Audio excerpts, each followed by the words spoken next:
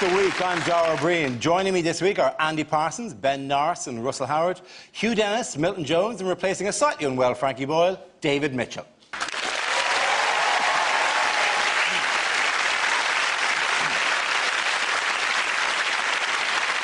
We start with a round call. If this is the answer, what is the question on the board of 6 categories? Milton, which category would you like? Let's have politics. OK, politics it is. Your category is politics. The answer is over $1 million. What is the question? Is it how many extra minutes Manchester United get to play if they're not winning?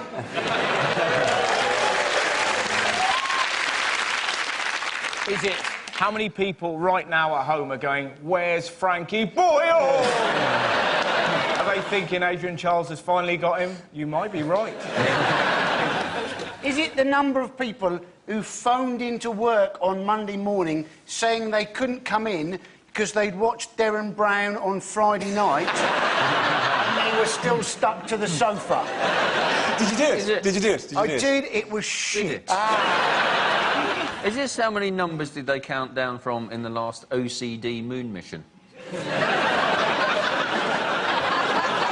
it when a girl tells you she's had 3 sexual partners, what do you hear in your head? Is it when my wife and I did our IVF, how many abnormal sperms were found in my first ejaculate? It's true. Yeah, we were all there. We had a lot of support. After this, we're all going to see Frankie as well. I say my first ejaculate, it wasn't my... You know. No, obviously it wasn't your first ever ejaculate. Because that would explain why it wasn't working till then. I was told. Oh, that! Oh, this! Yeah. Oh, we use this! Oh, we won't need you for a while, Doctor. We'll try with this first and then come back to you. Is it how many flip-flops can you get in a phone box? Is it how many times did Mahmoud Ahmadinejad vote in the Iranian election? OK, I'm going to move to a correct answer. Is it how many of Jordan's ex-partners have this week sought legal advice? How much does your house have to be worth for a chance that Lib Dems, if they ever got in, might be able to tax it? That is close enough, Andy Parsons. The question I was looking for was, on what value of house do the Liberal Democrats want to introduce a new tax?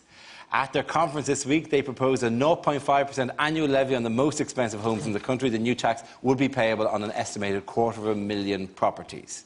Is this a ludicrous idea, or does it simply not matter because they're not getting in, and frankly, they could say, we'll steal your kids for all the difference it will make to their electorate? Because it was Vince Cable, basically, that came up with this scheme, and he's come up with lots of ideas, like cutting ID cards and Trident and stuff like that. And you just look at him and you think, Vince, you're a lovely bloke, it's not happening. You know, none of your policies, doesn't matter what you do. It's like my granddad telling me how he's going to seduce the cheerleader from Heroes. It's not happening, you know? I got plans, she's going to need to regenerate. Granddad, it's not going to happen. The Lib Dem party conference is just the warm-up party conference, so everyone commenting on party conferences can have a bit of a practice of all the Lib Dem. And then by the time it comes to the party conferences of one of the 2 parties that might win the election, we'll be all ready and fighting fit. The only thing you know about a Lib Dem policy is that it definitely won't happen.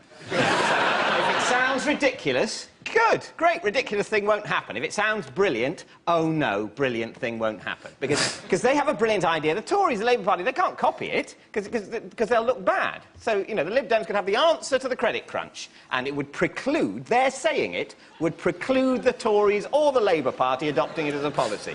So anything good, anything good the Lib Dems say is unpatriotic.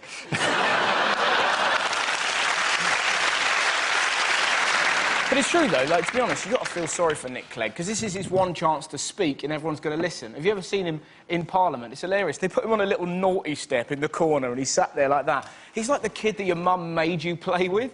You know? Well, just go back to the original thing. Just, you know, let's just discard or accept this particular idea in itself. Like, taxing people's houses, taxing rich people's houses. Is it a ludicrous idea, or is it... It's completely unworkable because people will then reduce the value of their houses. Yep. So it'll be like reverse estate agent and say, oh, no, it looks like a lovely room, but it's a lot smaller than it seems. Yeah, no, our kitchen's rubbish. Our patio, yeah, admittedly, that is nice, but there is a body buried under it. So would that in posh areas, they'll get, you know, neighbourhoods will get together and reduce the value of their property by having an adopt a paedophile scheme or something. Would that be a good thing? To have middle-class people finally talk down, stop whining on about how valuable their houses are. Would that be a great thing to have people say, well, my house is shite? Have Channel 4 run programmes called A Place in the Slum?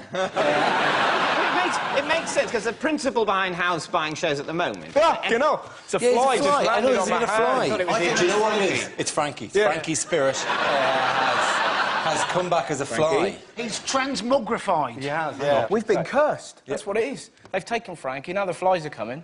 What next, dear viewer? What next?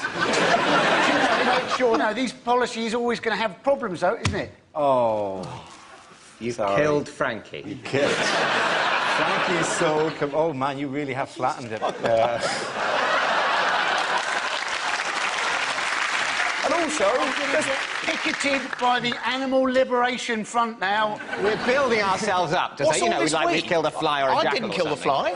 So Suddenly it's a group of us who killed the fly. Oh, come on, we were all there. None of us spoke up to save the fly, let's face it. The road to hell is paved with good intentions. I didn't believe you were going to go through with the killing. Yeah, let's move on. In other political news, where is David Cameron struggling for support? He's struggling up north, Dara. He is struggling up north. Who would have thought a posh Etonian is not popular in Manchester? What next? The BNP don't like reggae?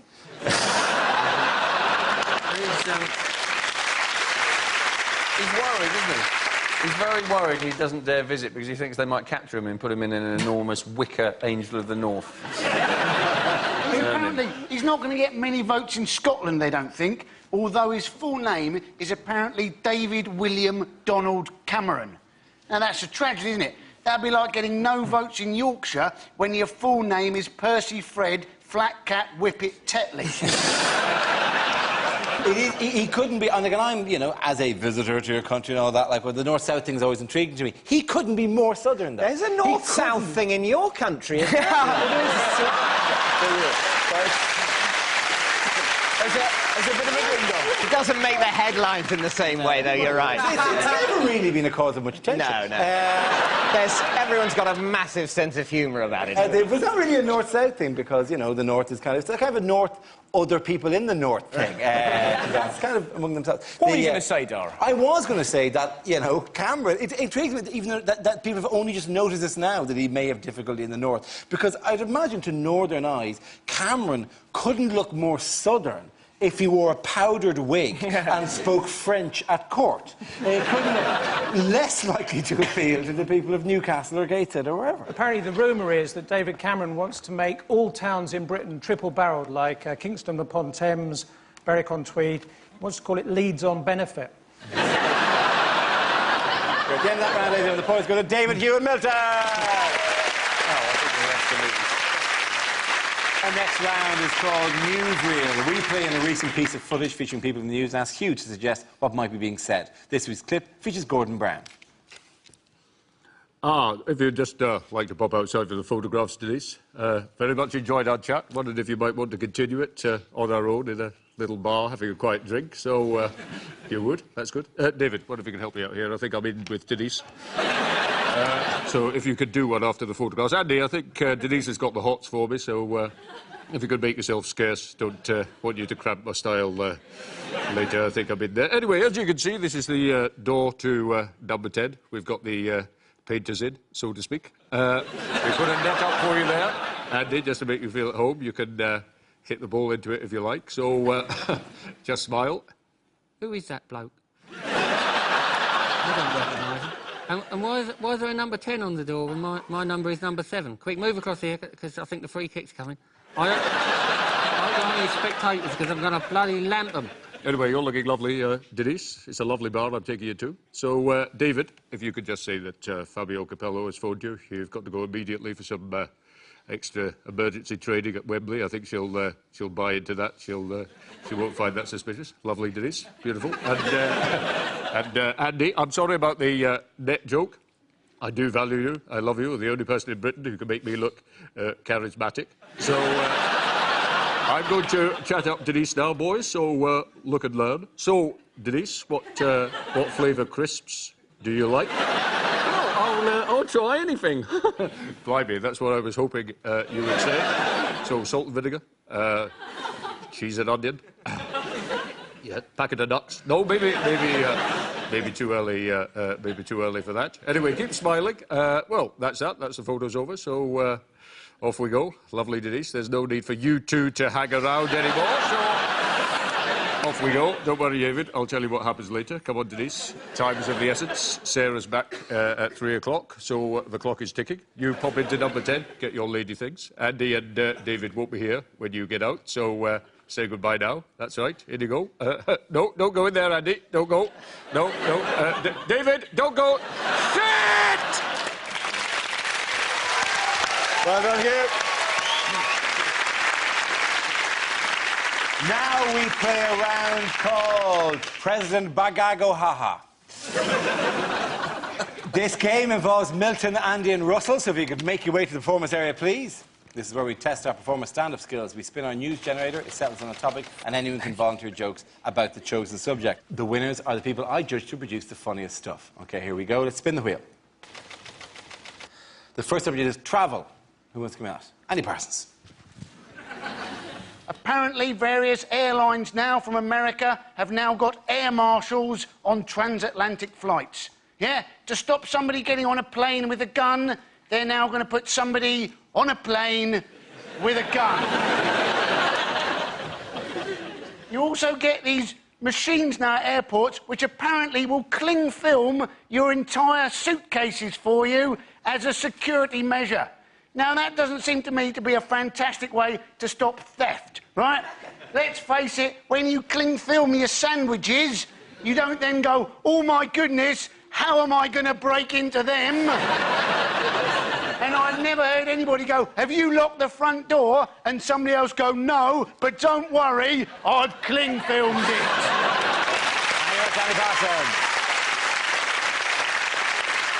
OK, let's spin the wheel again. The subject is young people. Russell. Funky young people.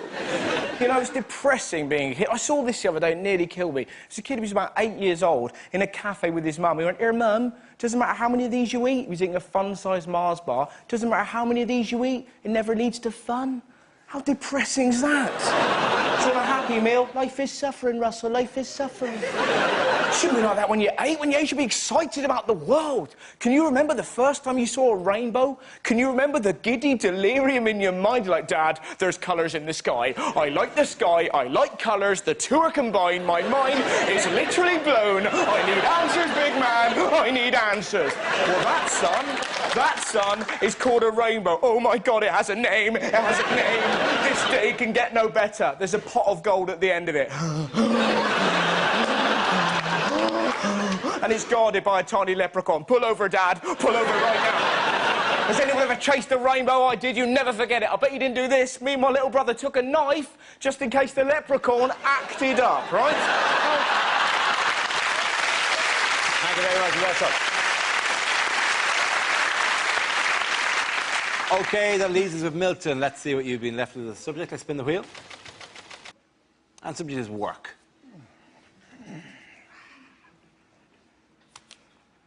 The pollen count. That's a difficult job.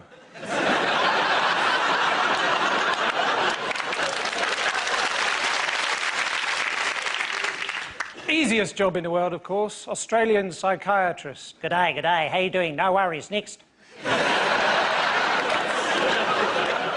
I lost my job with lastminute.com for being persistently late. I lost my job as a cricket commentator for saying the words, I don't want to bore you with the details. If they make it illegal to wear the veil at work, beekeepers are going to be furious. My wife, it's difficult to say what she does. She sells seashells on the seashore.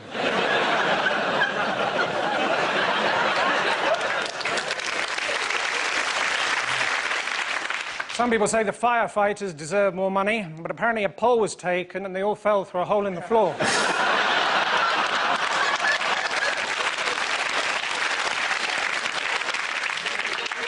Sometimes I wonder what my grandfather would think of what I do. He spent his whole life in the kebab business, was buried with all his equipment. He's probably turning in his grave.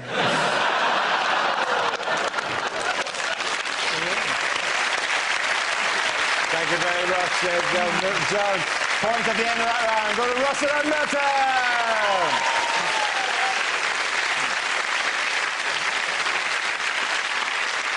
Our next round is called Headliners. Here's a picture of the American president hard at work at the White House recently. But what does OCSW stand for? Is it Obama can't stand Whitey? Is it Obama challenges Sith warlord? Obama circumcision safety worries. Is it a new series? Is it Obama crime scene White House? Is it from the Republican press, and it's oh crap, Satan's winning? Is it Obama cast spell Wingardium Leviosa? Is it another headline from Dyslexic Weekly and in fact is just about cows? Yeah. I'm impressed by two things. I'm impressed both by the return of Dyslexic Weekly to our discussion and also by the fact that they wanted to alert the dyslexic population to the presence of cows. Cows, oh my God! Because cows are the natural predator of the dyslexic. Is it Obama cancels Star Wars? Yes, it is. Obama cancels Star Wars. Thank you very much, Annie Barton.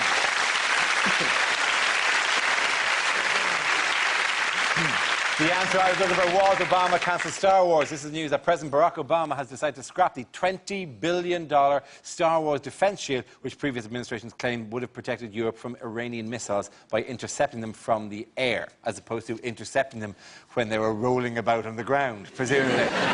It'd be great if we actually had Star Wars technology. We wouldn't need missiles. We'd just be able to get Obama to use Jedi mind tricks on Ahmadinejad. Wouldn't that be fantastic? Just, these aren't the defence missiles you're looking for. You will now go non-nuclear. The idea wasn't it, was that these Poland and Czechoslovakia would be protected from invasion from Russia. Yes. And you're thinking, well, you know, there's no way the Russians were going to invade Poland and Czechoslovakia. Poland and Czechoslovakia are in more danger from British stag parties. Yeah, I think Europe will be quite safe, because I phoned up the United Nations Rapid Response Force and they said, yes!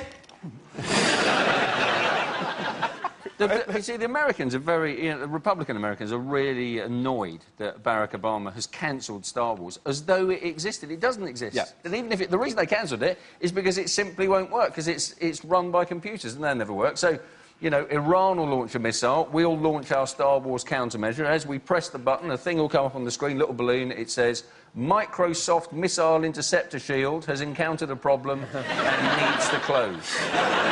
Do you wish to send an error report? Yes, but I haven't got time. The thing is, though, it wasn't being built, really, to intercept Iranian missiles. It was being built to annoy the Russians. You hope you don't have to use the thing. It's just there to annoy... The Russians were getting really annoyed. You can't have lasers and missiles and things really near our country in countries we used to run. That's insulting to us as Russians. And there's a division in American politics about whether it is good to be as rude as possible to the nutty Russians or bad to be as rude as possible to those maniacs. And I don't know. I mean, there's no doubt that the Russians Your choice of language alone would seem to place you in one camp rather than the other.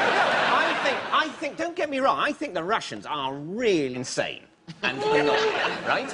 Not all of them are insane, but they have an insane political culture. They see that weird, bald, flabby man with his shirt off fishing, and they think, yes, we want to vote for him. Oh, by the way, apparently he tortured people when he was in the KGB. What a guy. I think that's an odd kind of country. But I don't necessarily think the best thing to do with them is to annoy them even more. However, it is the most satisfying thing to do. So it's a question of, shall we have a bit of fun? Poke the Russians, poke the Russians. Oh, my God, they're coming.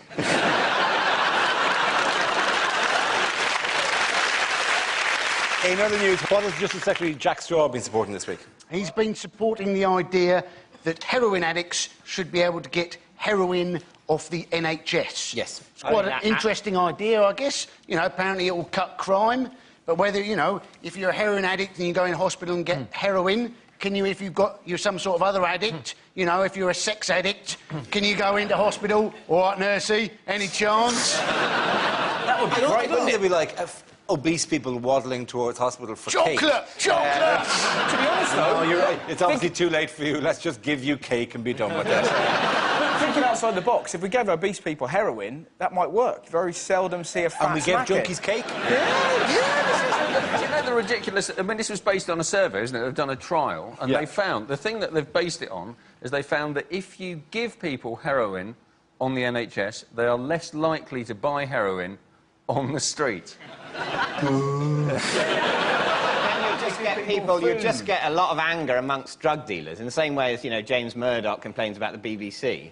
You'll get drug dealers saying it's very unfair on us. How are we supposed to make a living if heroin's just being given out free on the stage? I would love to see them go on Watchdog and complain that.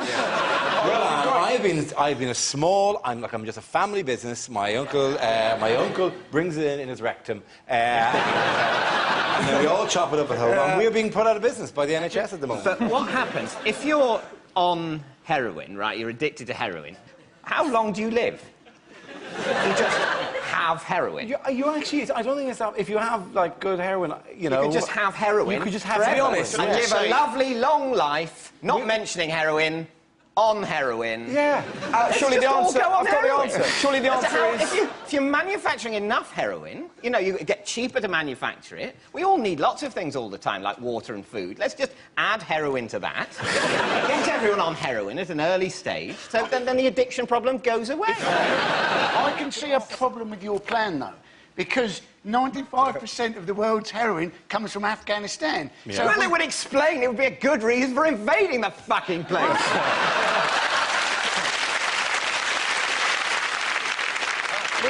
We can't put it on the whole population. You want to kind of get like Pavlov's cat and give Pavlov's cat heroin every day. And if you offer it heroin, see if it comes to have a fix every day.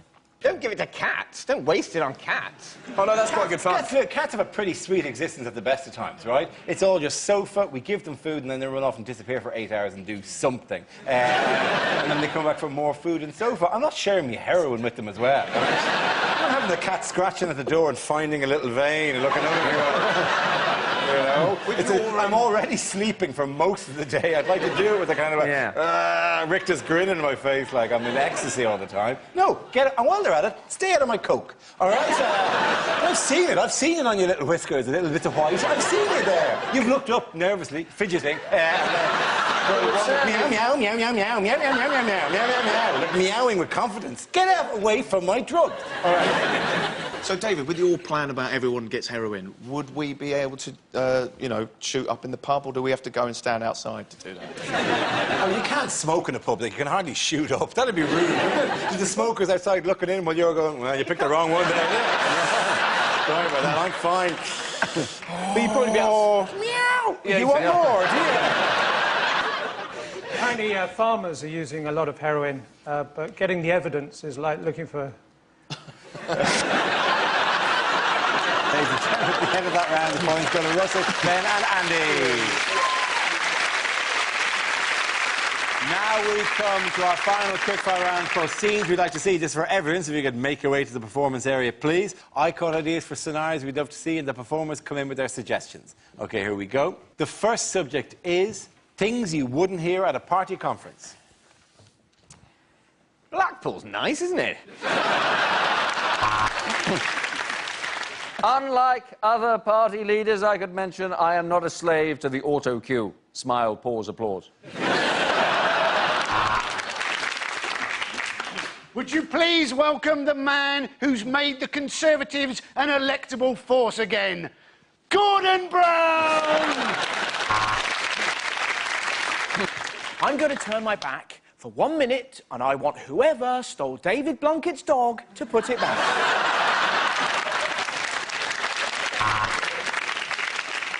The delegates were so impressed by Ming Campbell's speech that they gave him a 10-minute standing cremation.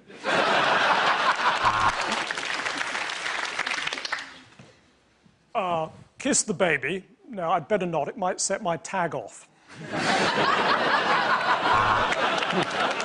Well, I must say, on this issue, I'm with Al-Qaeda. So, for Scottish independence and cheaper parking, vote SNCP. In an attempt to be more like Barack Obama, Gordon Brown has sensationally blacked up.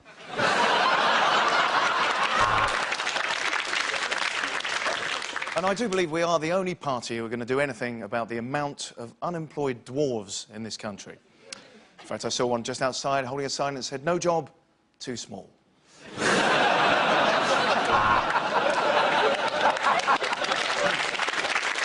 We're going to open this BNP conference with a prayer, so if you'd all like to turn towards Mecca.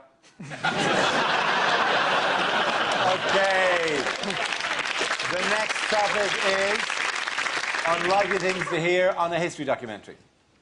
Now follows a documentary about the Queen Mother, which contains nudity and strong language from the start.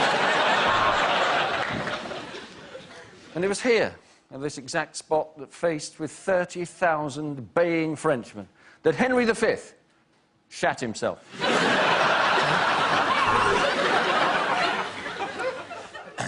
On the first day of the Battle of the Somme, over 60,000 documentaries were commissioned. I was in the parachute regiment. I was dropped over occupied territory. 4,000 feet, 3,000, 2,000. I pulled the cord. My cagoule tightened.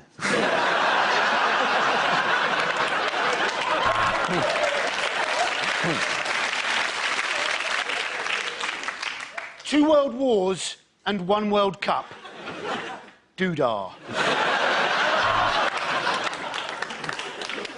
And it was actually here, in this very tower, that the princes were slaughtered.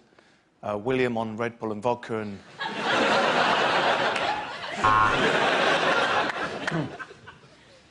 1547. Nostradamus predicts the rock group the Kaiser Chiefs. He also predicts a riot.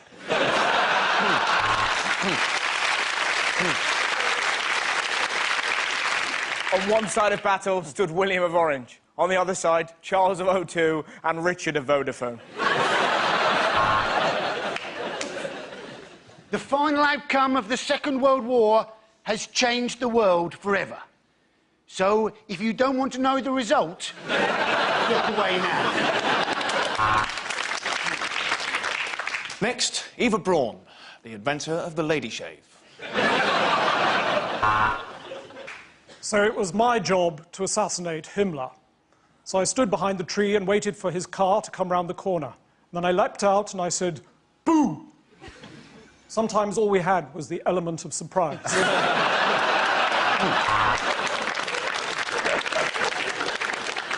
Napoleon was imprisoned in St Helena, which was extremely uncomfortable for her. Her head was pointed, and he never took his boots off.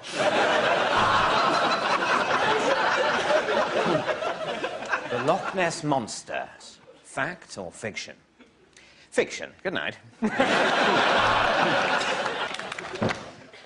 Of course, during the war, I was brought up in Dorset. None of us expected the surprise Japanese attack on Poole Harbour. At the end of that round, the points go to David, Hugh and Milton.